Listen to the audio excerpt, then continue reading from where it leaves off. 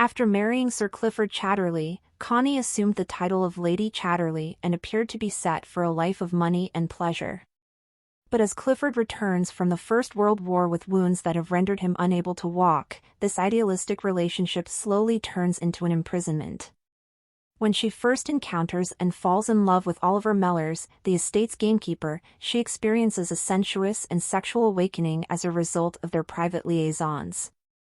However, when word of their relationship spreads within the community, Connie is forced to make a crucial choice, to go against her heart or to stay with her husband and conform to Edwardian society's expectations. Before we begin, we kindly ask that you like and comment on the video since this will allow us to expand our niche. Thank you. Clifford Chatterley marries Constance Connie Chatterley while he is away during the Great War. Due to a war injury, Clifford is paralyzed below the waist when he gets back to England. The two relocate to Tavershall, a region with active coal mines that is close to the Chatterley estate of Ragby. Those who attended Clifford's former school now congregate in Ragby, where they frequently spend the evenings chatting. By typing out Clifford's stories and serving as a sounding board, Connie assists Clifford in learning to write. Connie initially seems happy with their relationship and thinks they have a close connection.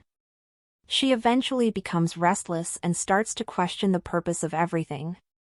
She has an affair with one of the young visitors, Michaelis, because she feels like something is lacking from her life with Clifford.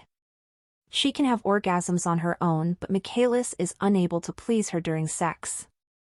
Michaelis doesn't mind because he is so happy with how kind she is to him.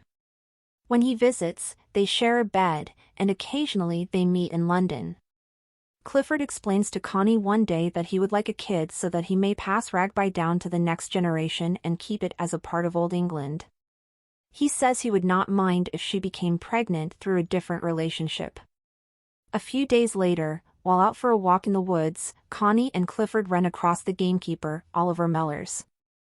Later, Connie observes Oliver Mellors washing himself outside of his cottage while he is shirtless. She feels something stir in her when she sees his white and pale figure, and she is curious about him. She takes off her clothes that night and looks in the mirror of her bedroom at her naked figure. Her body is no longer ripe and is flaccid. She sobs herself to sleep and gets angrier and angrier with Clifford.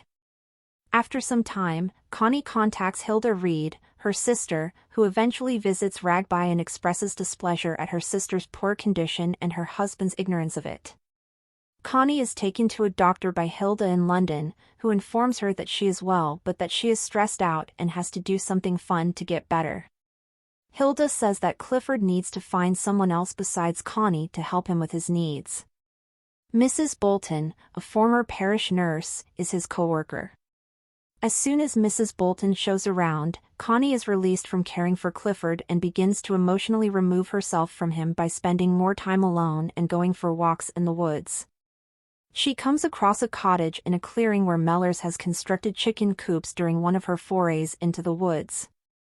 Connie enjoys sitting there and watching the chickens and Mellors because she considers the area, especially the birds, to be quite relaxing.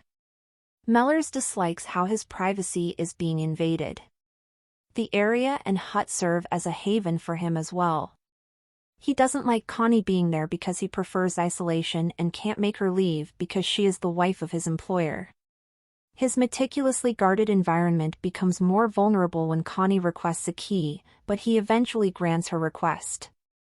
They begin to talk and grow to know one another as Connie visits him virtually every day and he takes care of the chickens every day.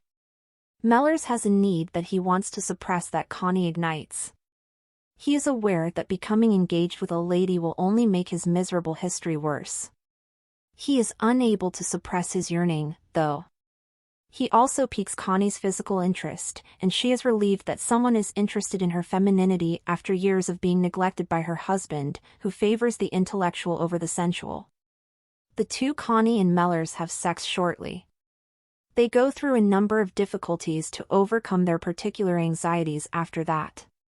Despite their physical attraction, both first show a lot of resistance in accepting their relationship. Mellors doesn't want to be open to women because he thinks he will get burned again like he has in the past. Connie initially wants to keep their relationship solely physical and is resistant to get emotionally involved. Problematically, she then rejects the physical since she feels nothing. They finally get through these issues and confess their feelings for one another. How can they be together? Is the current problem they face.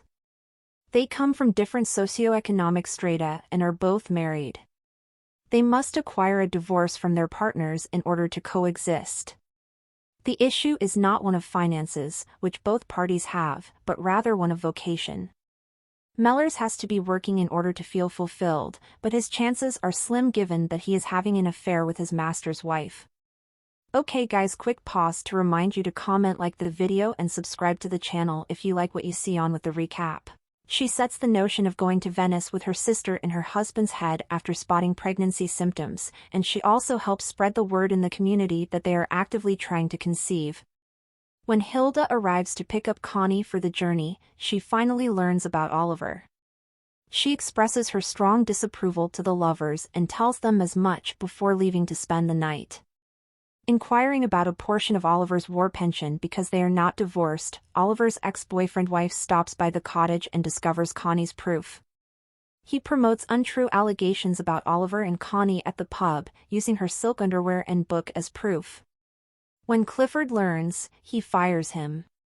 Connie rushes back to meet Oliver after receiving a warning from Mrs. Bolton. Connie returns to the manor after Oliver promises they will get back together as soon as they can. She tells Clifford that she left because of his lack of affection.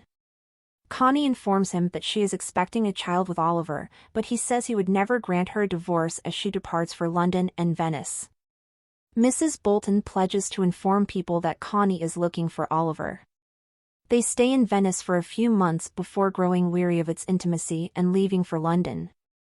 A lady who gave up her rank and fortune for their gamekeeper because she loves him has become well known throughout the UK thanks to word of mouth from pub to bar. Oliver invites Connie to join him in a letter that she receives. To live simply with him in the country, she travels approximately 2,000 kilometers north in her car.